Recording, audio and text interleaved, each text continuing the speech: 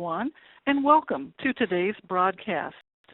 My name is Ramona Shesky, Member Services Manager of our organization, and will be introducing the webinar today. In our presentation, the audience is muted, so please use the chat panel to post your questions. The questions will be answered at the end of the broadcast. The audio for this presentation should come from your computer speakers, but if you encounter audio issues, please send a chat message to our Cisco WebEx technician, Krista Hughes, and she will be happy to assist you. With Cisco, who is pleased to provide the webinar platform to enable this group to share their discussion with you today.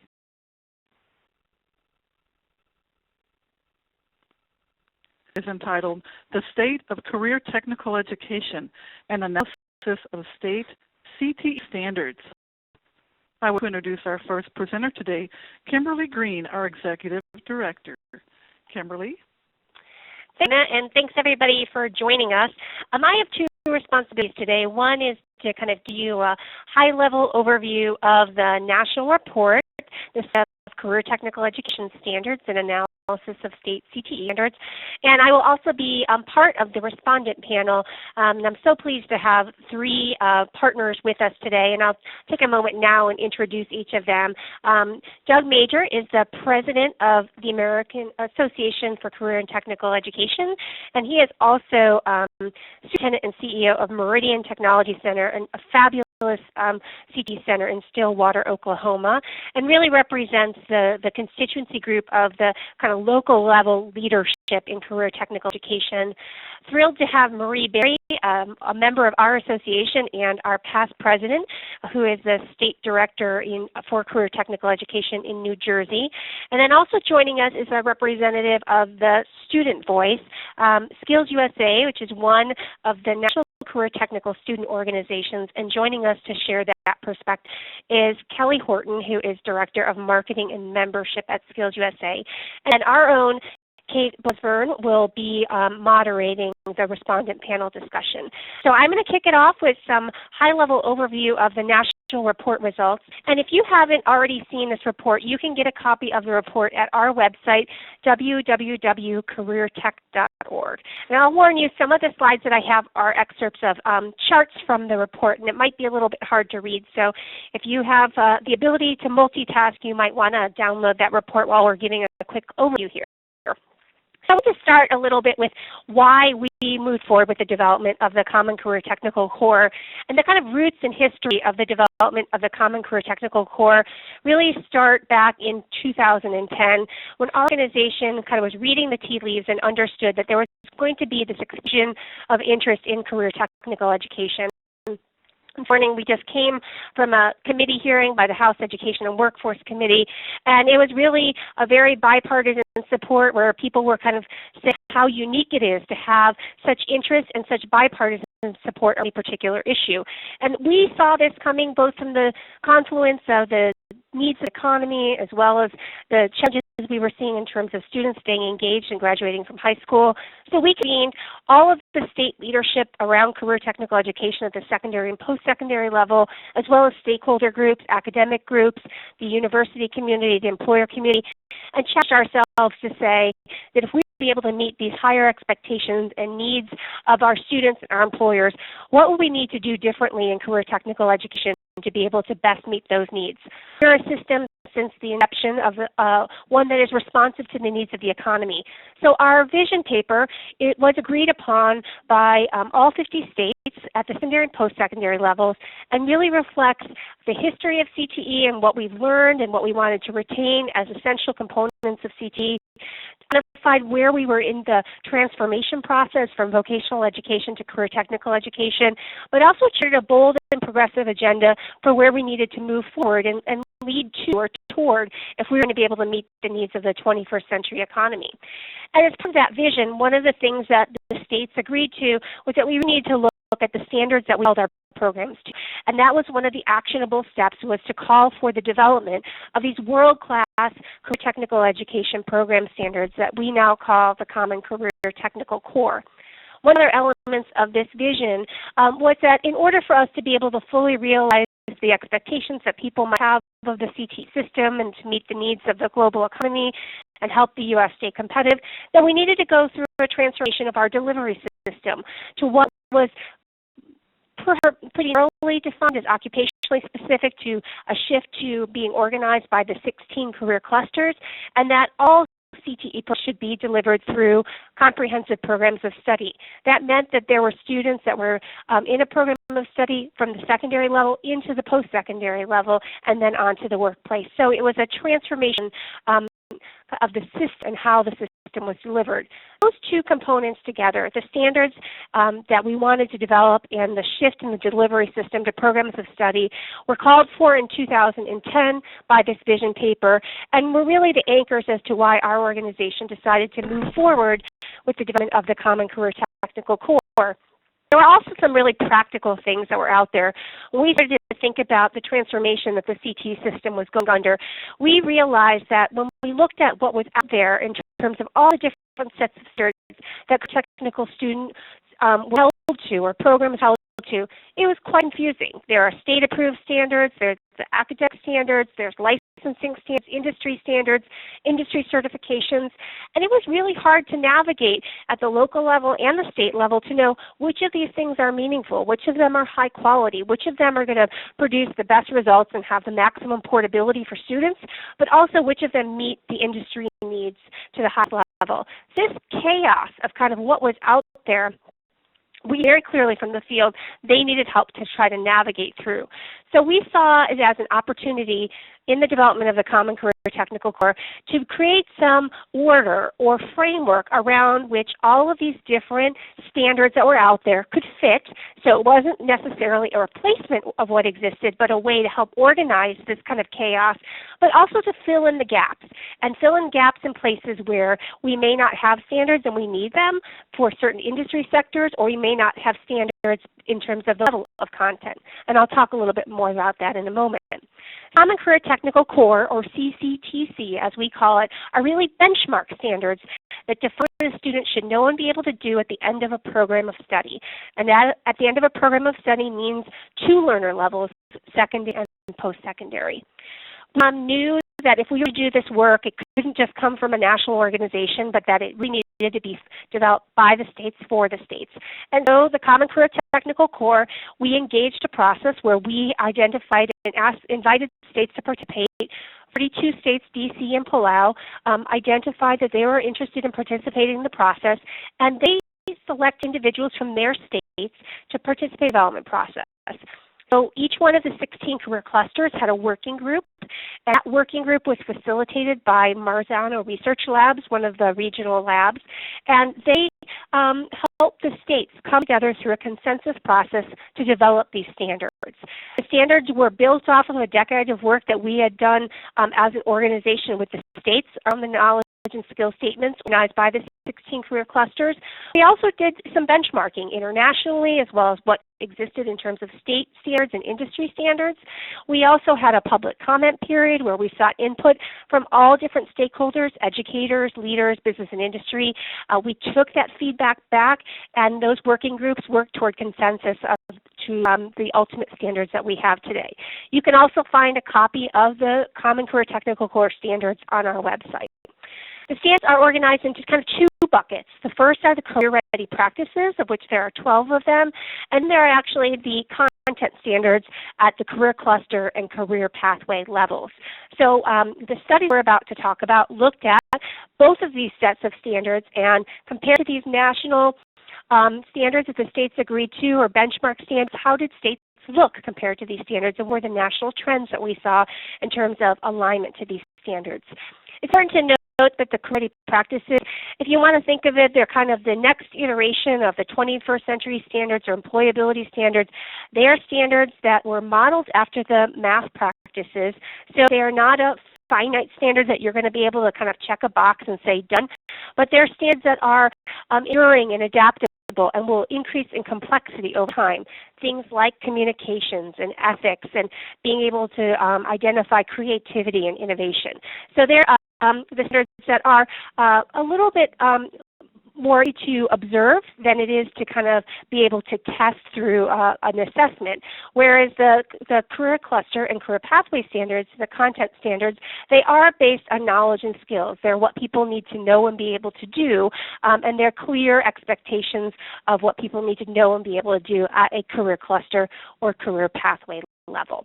So that's a little bit of background on the CCT that we thought was important for you to have as an anchor before we move into the national report, which we'll do now. So thrilled that this report came out. It was a whirlwind to create.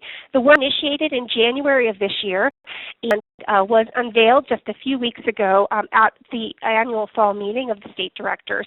So it's a pretty expedited schedule, one that we thought was important because we know that we're about to embark upon the reauthorization of Perkins, and we're at a very important time where states are making decisions about what standard they're going to use as they drive forward and meet the needs of the modern economy.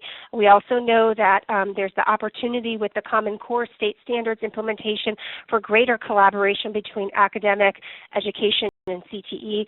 So time was of the essence for us to get this out. This is the first ever type of analysis that we're aware of where we actually collected all of the state-approved CTE standards at the secondary and post-secondary levels. We also realized that it was impossible to think about standards in a vacuum, so we decided that it was important for us to look at all the state-approved policies and practices around standards. Everything from what is the revision cycle for standards, who is involved in the development of the standards, who approves standards, what to think about a program of study and connecting secondary to post-secondary education, what are state policies and practices around credit transfer and dual enrollment and articulation. So we looked at both standards and all those wraparound policies and practices. We developed individual reports for states where they actually got an alignment study where we looked at what were their state-approved standards and compared them to the career ready practices and the CCTC content standards at the cluster and pathway levels.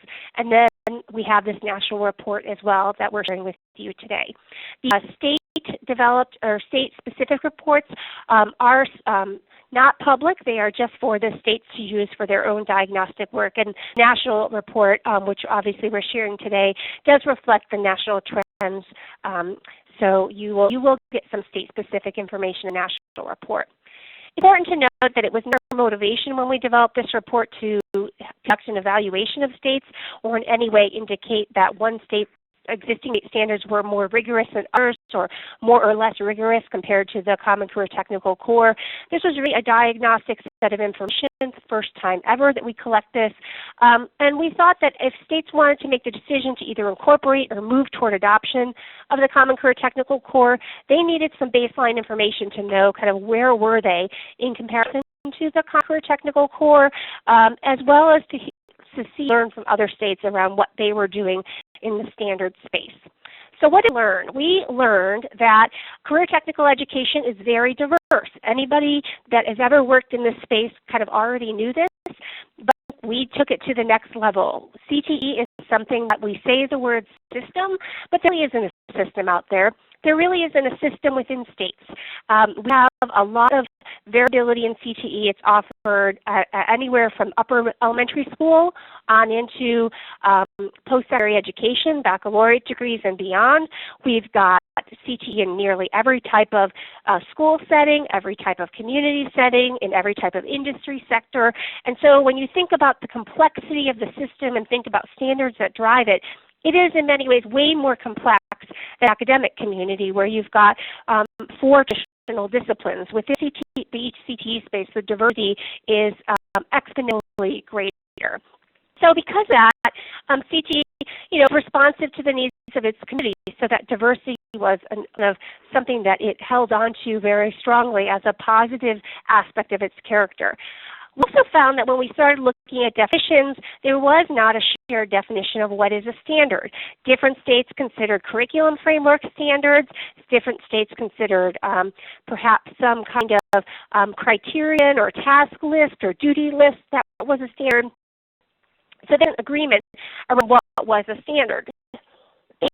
In part, that was because states are reflective of their existing governance or political environment, but it was also whether or not there were actually industry standards that the industry as a whole agreed to that could guide the community. You remember that page or the slide that we had put up, the different drivers of standards. Well, when you don't have a clear kind of winner of what is the right standard for a particular industry, people go searching elsewhere. And it was because of that that we had all kinds of different partners developing standards. They all use the same definition. We also, the majority of states have the authority to adopt both secondary and post-secondary CTE standards. However, the majority of states only exercise this authority at the secondary level. It's not going to be a surprise to anybody that has done work in the post-secondary community. There's a lot more decentralized authority within the post-secondary community, and our report underscored that. We've at 46 states and 3 territories actually do have state-approved secondary CTE standards, and only 13 states and 2 territories have them for post-secondary education.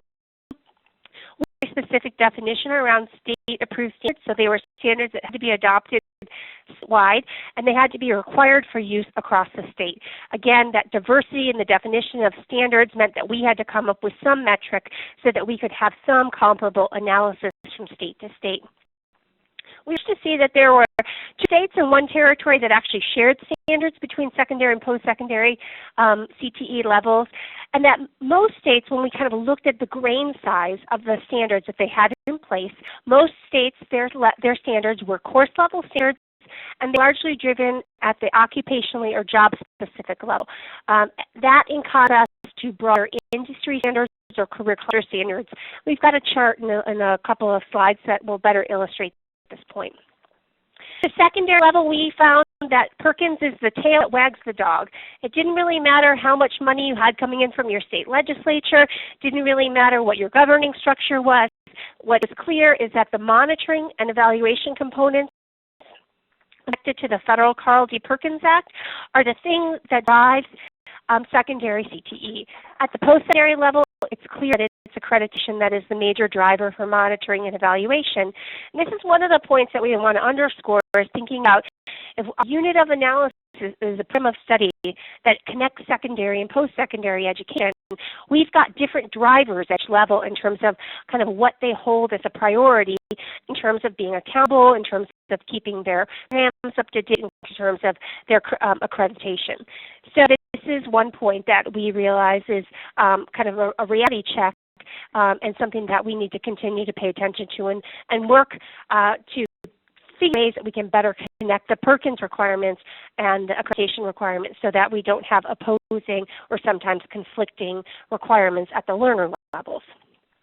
We also saw, I think, great progress when we thought about credit transfer agreements or dual credit. Nearly every state has made some headway in this. I think it's largely in part to the work that we had and the investment that was made in tech prep and the requirements under Perkins to really promote dual enrollment and articulation. We found that nearly half the states have some guidance for credit transfer agreements. A third of the states had some sort of statewide credit transfer agreements, and that 9 states already moved towards full statewide credit transfer. So that means full portability of credit that's earned in high school to any institution across the state. That's a huge, I think, gain compared to where we were just a few years ago. And I think we're seeing more and more creativity in this space as to how we can expand the secondary and post-secondary collaboration through dual credit and credit transfer agreements. So that the majority of the states identified that they were using the National Career Clusters framework. And for those of you who aren't familiar with this is 16 career clusters that reflect the entire world of work, and those 16 career clusters then break down into 79 career pathways. States use the full 16 career cluster framework as they describe career technical education. But we have also made it their own, and that was encouraged. So, for example, states like Colorado and Florida, they've added a 17th career cluster called energy. We heard this morning from a member of Congress from California who identified that in their district there was a viticulture program of study, and they actually had a vineyard on the school campus. We know that we want to be able to kind of anchor the program so there's a common way to talk about CTE, but we also know it's very important for schools and states to make this their own and have it reflect the needs of their economy and their workforce. So the slides that I mentioned, that's going to be easier for you to read in the report than it is on the screen. It's page 15 of the national report. And it was really an illustration to look at when we start to try to bring together different aspects of our system, standards at the secondary and post-secondary levels, and then programs of study. We asked states, are you implementing a program of study in this particular career cluster area, yes or no? We asked them if they were implementing at the secondary level and the post-secondary level. We also asked them, do you have standards at the secondary level, at the post-secondary level? And so this chart kind of shows that we have a lot of progress in the development and implementation of programs of study, way more than is required under Perkins, which requires 1 or 2 programs of study statewide. We also know that programs of study are supposed to be anchored in standards. And so the green bar on this slide is are implementing a program of study, the number of states. The next bar down, which is kind of a purpley blue, is do you have secondary standards for that? And you see those numbers are quite high, and then you drop down to post-secondary. So this raises a conversation point that if we're going to be promoting programs of study across the learner levels, and the programs of study are supposed to be aligned to standards that maximum portability for students, we have a conversation point here that is a point that I think you'll see in our conclusion we think is one that we should probably make some headway on in federal policy.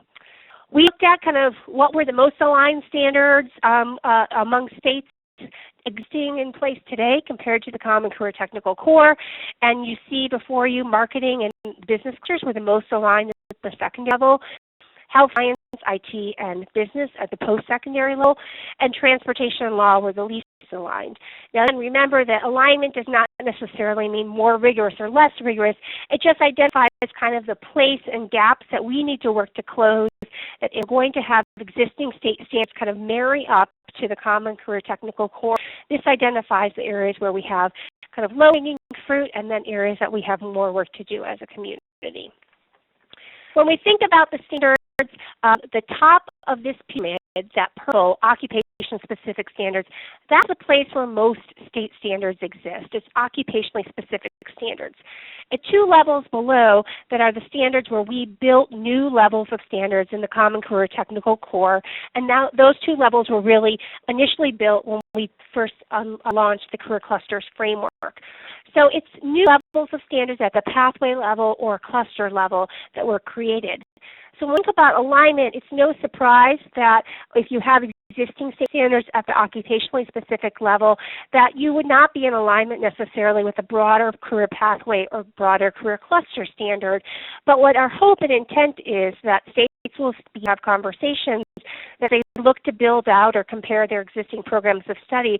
They'll see that by adopting the Common Career Technical Core, or at least using it as a benchmark, the goal is to kind of expand the pipeline of students to have this better set of skills and awareness to an entire career cluster, then over time decide kind of what pathway you might be interested in and eventually get to those occupationally specific standards, not immediately jump into that skills preparation while you're still in high school.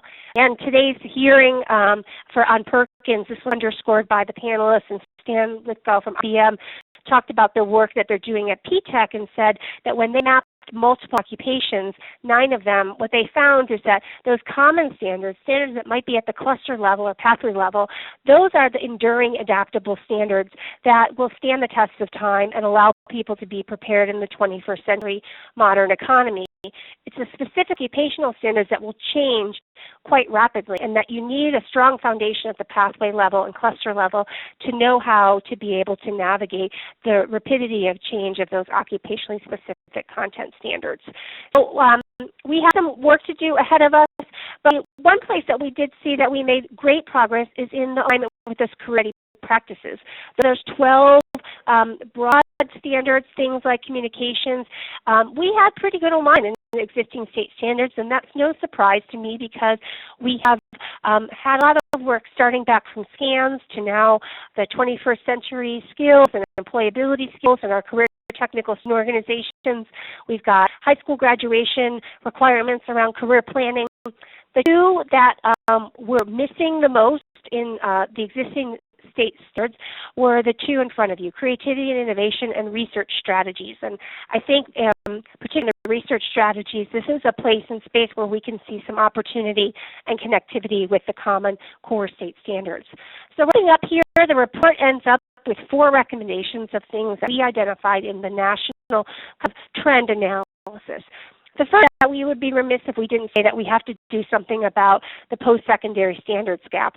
We know that post-secondary standards are largely driven at the local level, but if we're real about building systems, we have to do more and better to fill that gap. The second, really looking at states that have adopted state standards, how do we ensure that they're being implemented with some level of fidelity? We have made good progress on programs of study, but we need to push further if we're going to hold ourselves accountable to the goal that we had of having all CTE programs be delivered through programs of study, and obviously working toward and supporting states as they think about and wrestle with the issues of implementing the Common Career Technical Core. We're really hoping that this national report generates a series of conversations in and among states as well as among the national policy organizations around not only the standards issues, but issues that are important and tangentially connected to standards like learnable alignment, programs of study, related assessment issues, and then thinking through from your organization's perspective, what are the policies, practices, and levers that you have available at this time, or perhaps that you can start to put in place for the future, whether it's new Perkins legislation or new ESEA reauthorization, to be able to really kind of leverage and promote the alignment that this report is recommending. So I'm going to wrap it up there. I know that was a whirlwind. I know I went over on my time. There's lots more to dig into the report, which is on the screen in front of you. And I'm going to turn it over to my colleague, Kate Blackburn, who's going to moderate the panel discussion at this time. And just want to remind all the participants that if you have a question for Kim about what she just presented on, or for our respondents, please chat me, and I'm going to moderate a conversation for 15-20 minutes, and then be sure to leave another 15 minutes or so for all of you. So I'll be moderating the questions that you send to me. So, I'm going to open it up to all 3 or all 4 of our respondents. Kim, maybe you can take a pass on this one. But particularly as you know, the report came out a couple weeks ago, you've had some time to reflect on it, and I'm curious, from each of your perspectives, what were your top 2 takeaways from this report? Which could be things that surprised you, things you absolutely agree with and feel like this is an affirmation, or things that you may have disagreed with. So why don't we start with Doug? Hey, I appreciate the opportunity to be a part of the panel today, and appreciate the opportunity to share this information out more than just the members of the National Association of State Directors. I think the report, when I read it the first time, I had this feeling that it affirmed what I already knew, that we had really excellent career and technical education programs across this country, but it affirmed to me that we didn't have a lot of consistency across the country in terms of our delivery systems and the content and quality of content, which makes it confusing to the general public because they know what they have available locally. And when we go to Congress and we talk about career tech programs, they look at what's in their area, and it's not necessarily the same from state to state. I think the thing that really brought to the forefront of my mind is that we don't have a definition of secondary versus secondary, or not a very clear definition when it relates to CTE. And in a lot of ways, it's not related to the rigor of the content or the content itself, but it's more where the curriculum is offered and whether it's accredited by what's viewed to be a higher ed institution or a secondary institution. And so I think it best to look at that definition of secondary and post-secondary a little bit closer. That's a great point. I know you'll talk a little bit more about your technology center. Those are really blurred there. So we're going to come back to that concept in a few minutes. So why don't we turn to Marie and see what your takeaways were.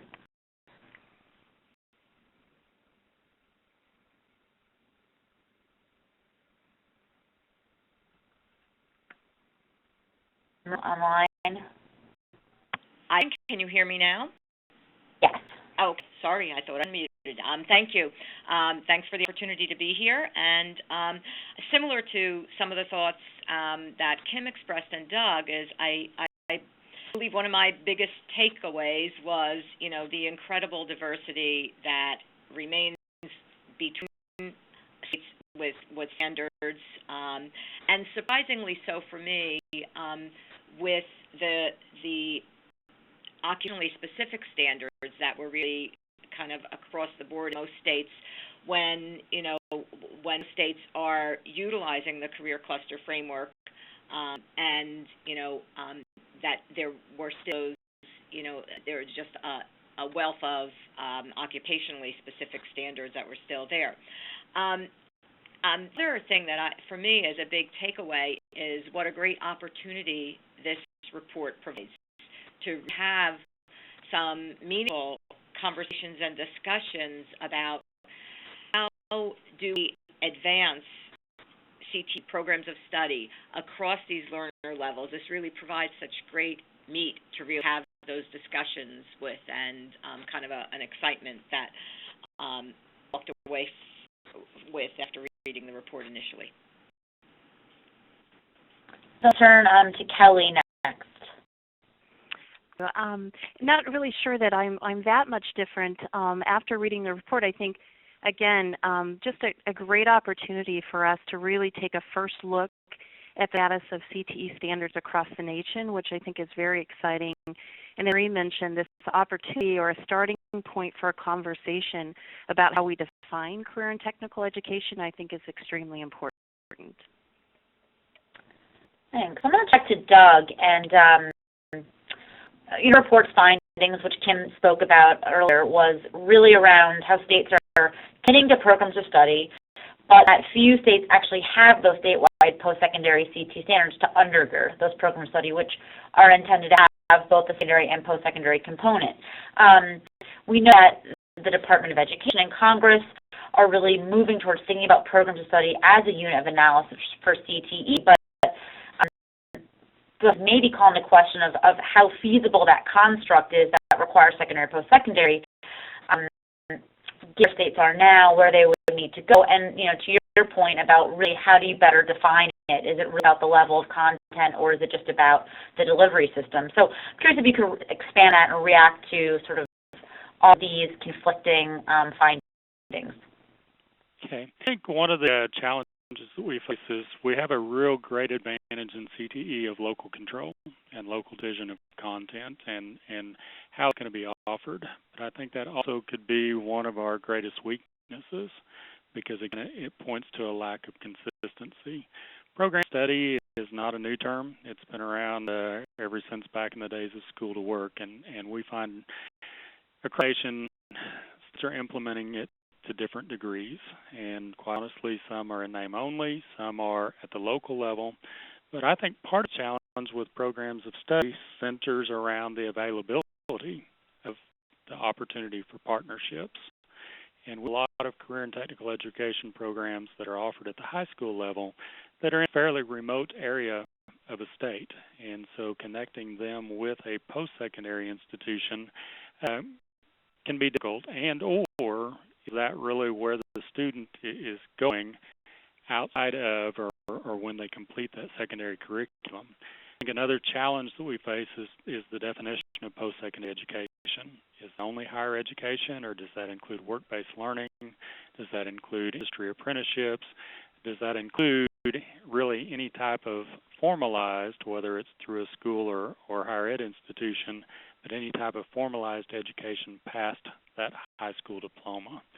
And so when we talk about requiring programs of study that or partnership between secondary and post-secondary, I need to have a lot of discussion about that. Is that truly feasible, or to really, by requiring that linkage, take away the opportunity for some schools to offer high-quality career tech programs? That's a good point, and opens up a whole lot of other questions about sort of the different ways or approaches to really bringing that post-high school experiences and content right into play. I'm going to shift now to Marie. Another one of the findings from this report, which was really quite surprising to us, was, the Career Technical Core are built on the Career Clusters framework, which have been around in one version or another for decades, but really been owned by the states over the last 10 years. And what we found is the majority of states do subscribe to the Career Clusters framework, at least conceptually. They organize their programs sort of in these broad clusters, but when you drill down to the standards and the programs themselves, they're really based on occupation or job-specific standards. New Jersey is one of the few states that really has embraced the career clusters, the knowledge and skill statements as a foundation for CTE standards and programs. And as a result, your state is actually has some of the strongest alignments to the Common Career Technical Core. So how has New Jersey used the Career Clusters framework to support high-quality CTE and CTE standards in New Jersey? And whether you have any advice or sort of ways you want to share with other state leaders. Yeah. Well, thank you. I think I have to give a brief history lesson to kind of, I think, describe and give some context for how and why New Jersey's standards are so aligned to the Common Career Tech Core. Mainly, prior to 2009, this did not have any statewide CTE standards. So our standards were really locally developed. They were based on industry standards, national standards, locally endorsed standards by advisory groups. So kind of that hodgepodge of what Kim described in one of her slides about what existed. We did not have statewide standards. We're a very locally controlled state. It was local curriculum. But in 2009, we had the opportunity, when all of our other academic standards were being revised, to introduce CTE standards for the first time, state standards. What I would say is that we're strong implementers of the 16 career clusters framework. We had moved to say we were embracing the 16 career clusters. So it was kind of, what better way could we really continue to implement this, looking at the knowledge and skill statements and really using those statements as the basis for our standards. So initially, I think there was a little trepidation by locals in terms of what was this going to mean, what are the concerns. But I think with discussion with our local districts, they really understood that by using the career cluster framework and the knowledge and skill statements, it would really provide for a lot of flexibility, yet define what rigorous programs would look like, and really broaden the opportunities for program development. So we still use industry standards, but we have our same career cluster state standards. It really also provided for us to really look at integrating academic and technical skills and 21st century skills. We were really a state that felt committed to 21st century skills, and this was really a great opportunity to kind of weave those into our standards. So what this has done is, in our CTE approval and reapproval process, we use our CTE standards to really demonstrate that districts are meeting these standards. It really has driven program improvement across all of our clusters, and really has facilitated the development of programs of study using these, the basis for the standards. What I would say in terms of advice and why I think we were somewhat very successful, I guess, is that didn't need to get rid of something old. We did not have state standards, and it then allowed for a lot of, I think, ability to have discussions about the possibilities that existed in using the 16 career clusters. And folks, although they were tied to their programmatic area, I think were more amenable to making the shift. I'd also say there really just needs to be a dialogue with stakeholders about the opportunities that these kind of standards provide, that they're kind of really allow for innovation, for broad opportunities to really look at programs development and thinking towards the future about, new and emerging occupations instead of being wed to what was in the past. So, we had the fortune of kind of starting with a clean slate, and I really think that has helped us along our path. Okay. Thanks, Marie. I'm going to go over to Kim, and compensation has come up a couple times and been mentioned as far as Perkins reauthorization and the number of education and workforce legislation pending before Congress. As you mentioned this morning, there was a hearing on the House Committee of Education and Workforce on Perkins reauthorization. And so what implications do this report have on Perkins and other related policies, be it ESEA, the Higher Education Act, even WEB? And I'm going to start with you, but if anyone else wants to weigh in, feel free. Sure. Well, I think first is that there's an opportunity specific within Perkins to kind of solidify that programs of study is the way we want to move. Right now, as I said, law only requires one or two of them. And so if we believe that a connected program that spans secondary and post-secondary education that results with a fully portable credential for students is what we work toward, then Perkins has an opportunity to kind of make that a stronger mandate or support it through the legislative language. I think we also know that there are opportunities and much needed opportunities to better connect the standards discussion that is happening and not silo it.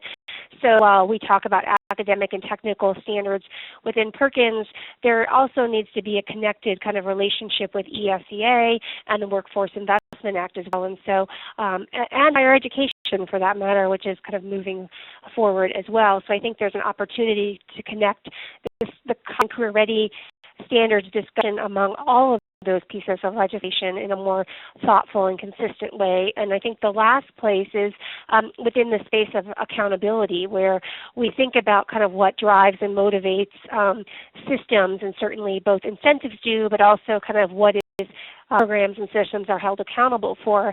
And I think that this is a place and a space when we think about what is taught and what are the outcomes that we want from our programs, that we can and should see some more consistency among federal programs. And all of that, I think, can start and be anchored with at least having a place that you can kind of benchmark common language, common definitions, and common standards. Does anyone have anything to that?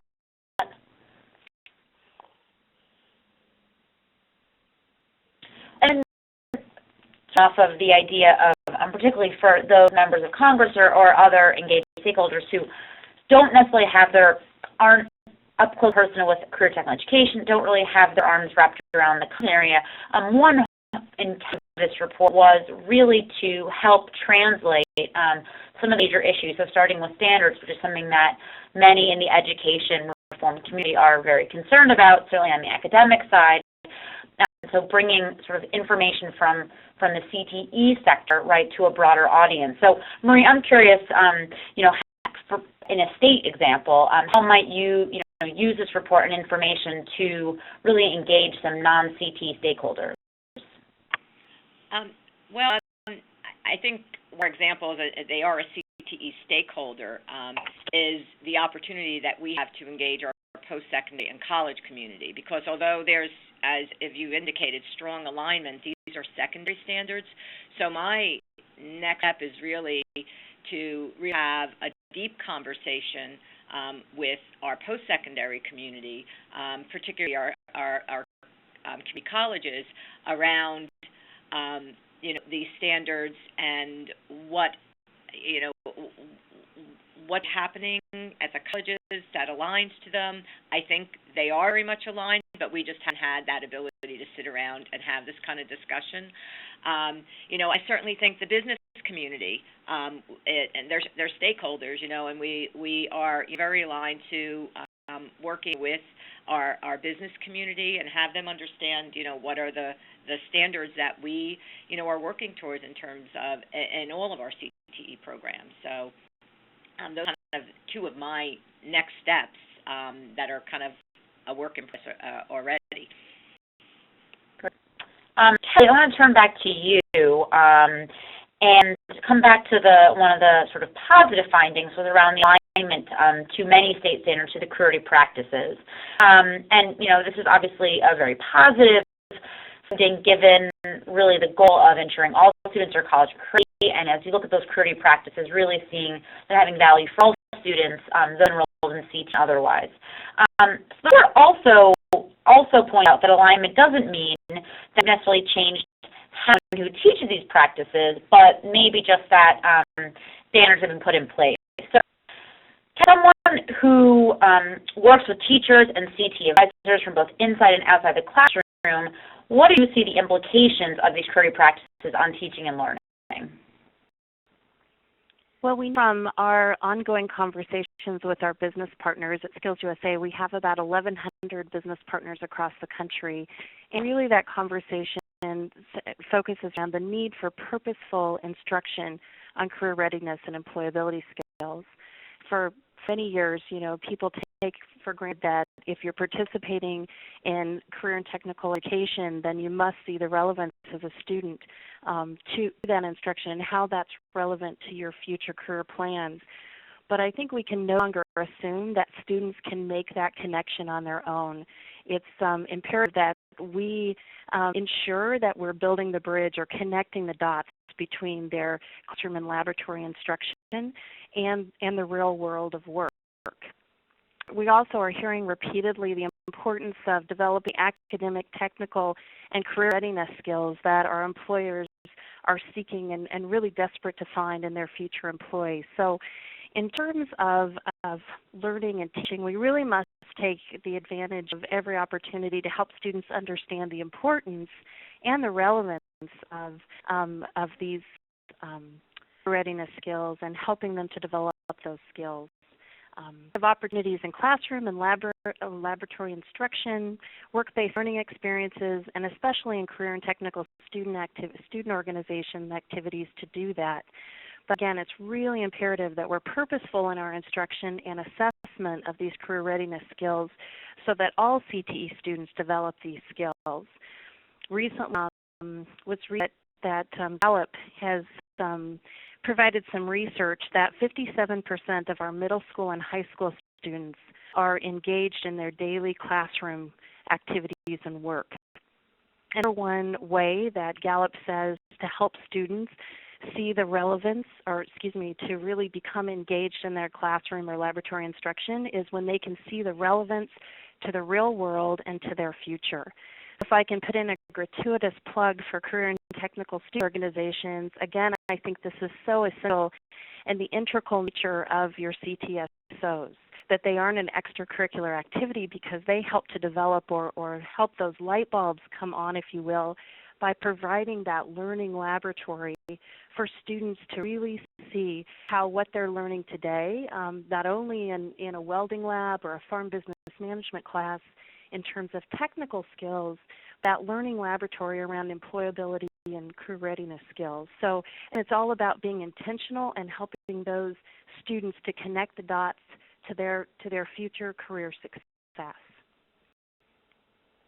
Thanks. It was not that gratuitous. So so my last question, because I want to make sure we've got some time for Q&A, and we have a couple of questions coming in, is to Kim and Doug.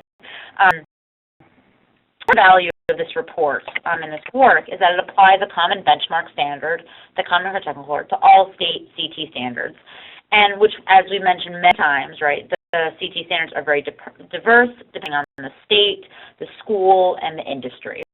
So on one hand, this diversity allows for a lot of innovation and customization based on labor market needs. On the other hand, this much diversity also leads to a wide range of quality in CT standards and programs. Doug, you mentioned earlier, local control is both a strength and a weakness. As representatives of national CT organizations representing different states and localities, where do you see the right balance between consistent expectations across communities and local innovation? Doug, you go first. Okay, all right, I appreciate that. One of the things I really like about the Common Career Technical Core is that it's in its instruction and it's cluster-based and pathway-based standards, not course standards. And so I think there is a lot of room for localization within that realm. I think part of the challenge is that people are more mobile than they used to be, and so the expectation is education should be valid regardless of where it was received. And so if I moved from Oklahoma to Alaska, I hope that the education that I received here in career and technical education was transferable to the economy in Alaska. I think the standards at the end of the program allow us to really have some common dialogue because the expectations are common from state to state. Agree with everything that Doug said, and just add to it that I think that there's an opportunity here when we think about the global economy that it no longer really makes sense for every state to have to develop standards or every community to develop standards independently. But if we do have a global and mobile society, that if there are 50%, 70%, 90%, whatever the right threshold is by cluster, where you can have some efficient shared work among the states in a time when resources are tight, it makes sense for us to be efficient and to save resources and to allow for other resources to be directed to, frankly, the heavier lift, which is what are these standards and how do you teach them and how do you facilitate the conversation that needs to happen between the learner levels, and how do you develop authentic assessments that measure these assessments. So I think this is a place where it makes sense for us to be efficient. And as I said, I mean, this work is developed by the states for the states. And so it was clearly a place that the states saw that they could get some collaborative work of it and being efficient to benefit of the mobile student. And, you know, when we look at the recent OECD reports that come out, it is not Maryland fighting Virginia. It's the U.S. fighting other world leaders in terms of our rankings on student achievement and technical achievement. And two OECD reports that have come out recently say that we've dropped in those rankings. And so it makes sense for us to band together and be efficient so that we can lift up all students. So I want to make sure we give our audience opportunity to ask a couple questions. So there's one that I may actually take a crack at because it's a pretty technical question around how the CCTC, whether it's being, the intent is for states to do with these standards, right, and that they're not being pushed as a replacement of state standards like the Common Core state standards. So how common can really get? And I'm going to come back to this for you a couple times, which these are benchmark standards, right, really for the end of program of study, so that states as well as districts and schools can use them to really look at their own standards, their own programs, and evaluate them across this common set of expectation that at the end of a multi-course sequence that has both secondary and post-secondary content delivered, whether that's delivered all at the secondary level or the post-secondary level or another, means really what are those competencies and skills that students should have by the completion of that to be ready for work or for their further education and training. So it's not to say that states need to adopt them fully and replace and swap out what they have, but it's really right for states to evaluate their current standards, maybe identify some gaps, to a way that states could adopt them. There are one state and one territory has adopted them wholesale, but I think we're going to see a lot of different uses of these benchmark standards along the full continuum. And this is Kim. I would just remind people of that slide. That's the pyramid that, in states, they only have the occupation-specific standards. So the CTTC and adoption of them would mean additional kind of standards that might take place earlier in instruction and would be additive to what exists currently on the books in some states. In other states, they might have standards in 5 of 16 career clusters, and so if their economy is evolving, they may actually wish to use these standards as their new standards in different clusters. So I think it's important for people who aren't familiar with CTE to understand that while it's not necessarily a wholesale replacement of what exists. It could be in some states. It could be additive to what exists.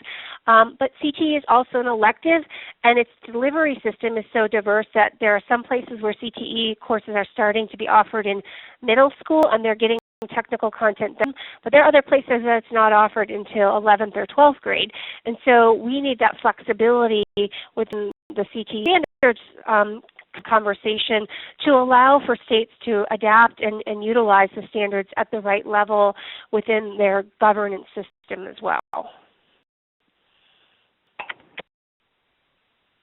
I got a couple of just sort of housekeeping questions about where the report can be found, which is on our website, www.careertech.org. There's actually an icon of the paper that you're looking at right now that's on the home page that if you click on, will take you to that page.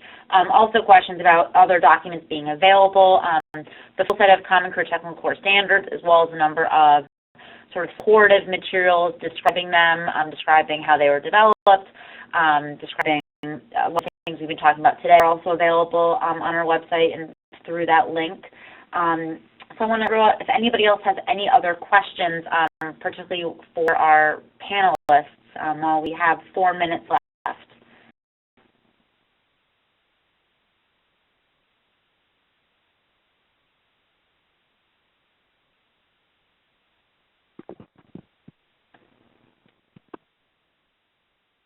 I'm going to take your silence as you're all absorbing the material that we just, and information that we just provide to you.